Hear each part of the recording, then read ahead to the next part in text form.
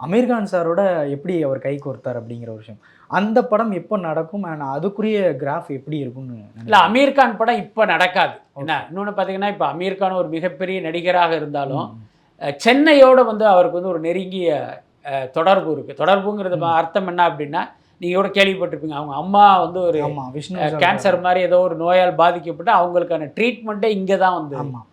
குடுத்தாங்க. அதனால பார்த்தீங்கன்னா, அவர் இங்க வந்து ஒரு வில்லா எடுத்துட்டு, அங்க தங்கி, அவங்க அம்மாவுக்கான அந்த ட்ரீட்மெண்ட்லாம் அவரே பார்த்துக்கிட்டாரு.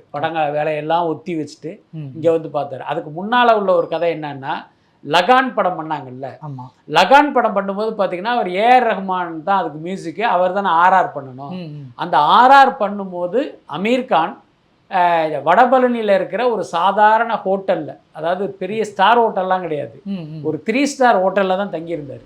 ஓ! ஓகே. தங்கியிருந்து இந்த ஏஆர் ரஹ்மானுடைய ரெக்கார்டிங்லாம் நடக்கும். ம். ம். அது திடீர்னு 1 நாள் 2 நாள் பிரேக் ஆகும்போது அப்படியே பக்கத்துல கமலா தியேட்டருக்கு பொடிநடையா வந்து அங்க பல நாட்கள் நைட் ஷோலாம் பார்த்துட்டு உட்காந்துருப்பாராம். ஸோ அந்த அளவுக்கு பார்த்தீங்கன்னா, ஒரு எளிய வாழ்க்கையை சென்னையில ம். அவர் வாழ்ந்தாரு. ஸோ அப்ப அதனுடைய தொடர்ச்சி பார்த்தீங்கன்னா, இங்க இருக்கிற டைரக்டர்கள் அவங்களோடலாம் அவருக்கு வந்து ஒரு நட்பு அப்படியெல்லாம் வந்து அப்படித்தான் லோகேஷ்க்கும் அவருக்கும் பழக்கம் ஏற்பட்டு இன்னைக்கு 2 பேரும் வந்து ஒரு நல்ல நண்பர்கள்ங்கிற அளவுக்கு ம். பழகிட்டு இருக்காங்க. அந்த அடிப்படையில தான் ம். லோகேஷ் கிட்ட அமீர் கானே கேட்டிருக்காரு.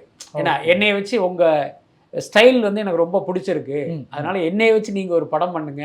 அதுவும் முக்கியமா மசாலா படம் பண்ணுங்க ஓகே. அப்படின்னு அவர் கேட்டு, ஸோ அதனுடைய தொடர்ச்சியா தான் அந்த சூப்பர் ஹீரோ சப்ஜெக்ட் ஏற்கனவே சூர்யாவுக்கு சொன்ன அந்த இரும்பு கை எறும்பு கை மாயாவி. மாயாவி. அத வந்து கொஞ்சம் மாடிஃபை பண்ணி இவருக்காக பண்ற அளவுக்கு அந்த ப்ராஜெக்ட் போயிட்டு இருக்கு. பட் அது வந்து கொஞ்சம் லேட் ஆகும். ஆனா அதுக்கு முன்ன இவர் வேற ஒரு படம் பண்ண போறாரு.